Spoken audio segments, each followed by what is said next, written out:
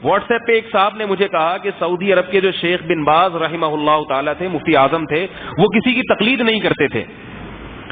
وہ فقہ حنبلی کو فالو تو کرتے تھے، مگر وہ کہتے تھے کہ میں امام احمد کی تقلید نہیں کرتا، میں صرف قرآن و سنت کو مانتا ہوں، اس کے حساب سے فتویٰ دیتا ہوں میں. تو وہ واٹس ایپ میں جنہوں نے مجھے میسج بھیجا، ان کا نظریہ یہ تھا کہ دیکھو ان کا مذہب صحیح ہے، اور ہمارے بارے میں کہا کہ آپ لوگ تو امام ابو حنیفہ کو فالو کرتے ہو. سوال سمجھ میں آیا؟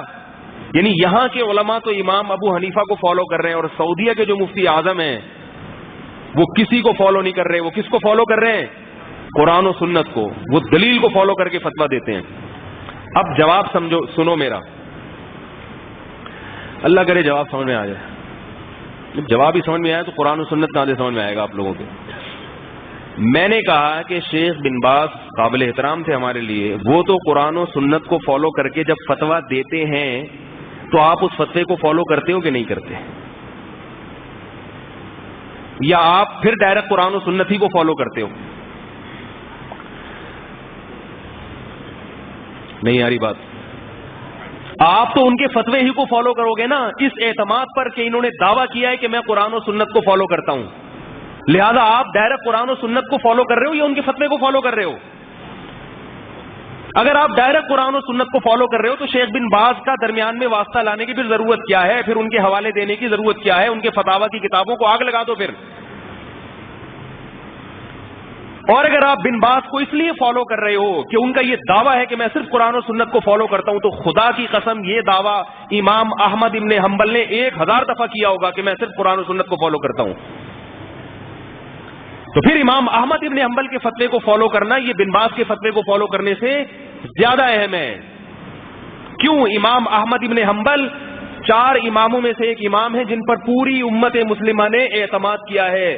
شیخ بن باز یقیناً میرے لیے قابل احترام ہے، قابل اعتماد ہیں، مگر پوری امت مسلمہ کے لیے قابل اعتماد نہیں ہے. ان کے بہت سے فتاوی پر امت کی اکثریت نے اعتراض کیا کہ یہ غلط ہیں، جس میں 3 طلاق کا مسئلہ بھی ہے. تو یہ عجیب بات ہے کہ بن باز کی تقلید کرو تو اس کو اتباع کا نام دے دو، امام احمد بن حنبل کی تقلید ہو تو اس کو جہالت کا نام دے دو اور شرک کا نام دے دو. کوئی گل تو نہیں نہ ہوئی پائیں؟ کوئی پنجابی بیٹھے ہوتے تو اس وقت کیا کہتے؟ کوئی گل تو نہیں نہ ہوئی. نہیں آ رہی، رہنے دیں ایسی ٹھیک ہے، جیسے چل رہے ہیں نا ویسے چلتے رہیں. اٹھا کر پھینک دو باہر گلی میں، نئی تہذیب کے انڈے ہیں گندے. ہمارا دین یتیم نہیں ہے کہ آج کوئی 15ویں صدی میں بیٹھ کے قرآن و حدیث ہمیں سمجھا رہا ہو. یہ تحقیقات چلی آ رہی ہیں، اور جتنا پیچھے جائیں گے، جتنا اسلاف کو فالو کریں گے، اتنا قرآن و سنت کے قریب ہو جائیں گے. اور جتنا بعد والے لوگوں کو فالو کریں گے، نام قرآن و سنت کا ہوگا مگر قرآن و سنت سے اتنا ہی دور ہٹتے چلے جائیں گے. بات قرآن و سنت کی نہیں ہے، قرآن و سنت کی تشریح کی ہے. تشریح کیا کرتے ہو آپ قرآن و سنت کی؟